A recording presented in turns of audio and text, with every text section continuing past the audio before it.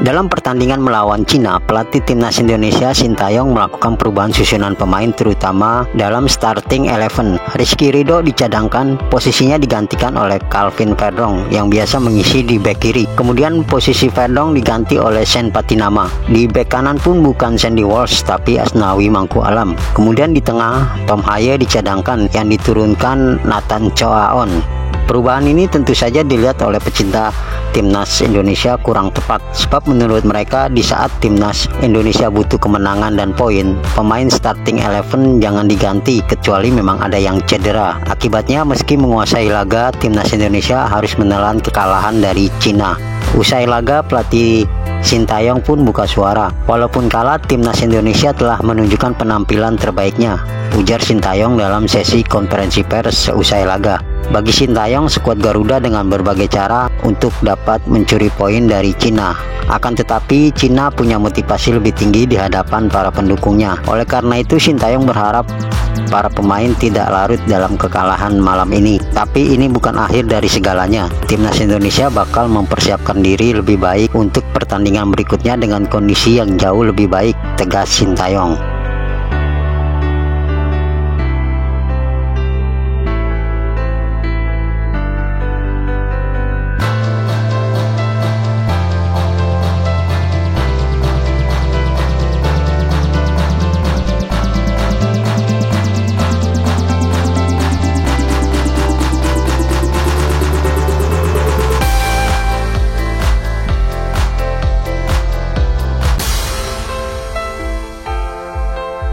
Timnas Indonesia akhirnya mengalami kekalahan 1-2 dari Timnas Cina dalam matchday keempat kualifikasi Piala Dunia 2026. Laga yang berlangsung di Qingdao Youth Football Stadion itu, sebenarnya Timnas Indonesia menguasai jalannya pertandingan. Ini terbukti dari data statistik di mana penguasaan bola 76% berbanding hanya 24% milik Cina. Timnas juga melepaskan lebih banyak tembakan, yakni 14 kali dengan 6 kali yang mengarah ke gawang.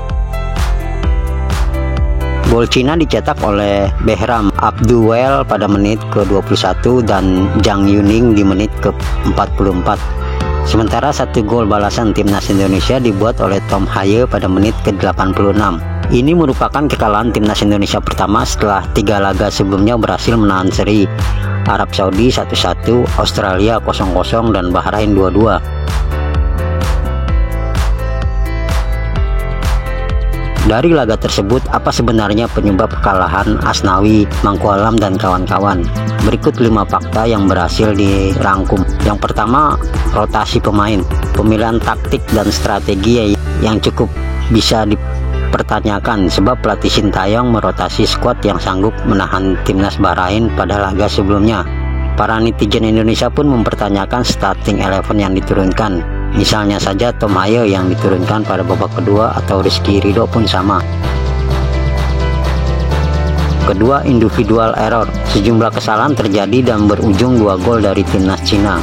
Lini belakang timnas Indonesia lagi-lagi gagap mengantisipasi bola mati seperti yang terjadi pada gol pertama. Kemudian pada gol kedua, kesalahan umpan membuat bola direbut lawan. Sekali oper, lini pertahanan Indonesia terbuka dan bisa dimanfaatkan jadi gol. Belum lagi beberapa pemain yang underperform yang tidak biasanya. Yang ketiga, peluang terbuka. Timnas Indonesia yang mendominasi pertandingan sepertinya mulai kambuh lagi penyakit lamanya, yaitu membuang peluang. Sepanjang 90 menit, sebanyak 14 kali percobaan dan 6 tembakan tepat sasaran tapi tak berbuah banyak gol. Yang keempat, Cina bermain efektif. Timnas Cina yang 3 kali berturut-turut mengalami kekalahan butuh untuk merebut kemenangan. Nah, justru disitulah tak disangka Cina bermain lebih ke dalam. Mereka tampaknya lebih peduli hasil daripada permainan. Oleh karena itu, Cina bermain lebih efektif. Cuma 24% penguasaan bola dan 3 tembakan tepat sasaran justru mencuri 2 gol. Yang kelima, masih grogi main di kandang lawan.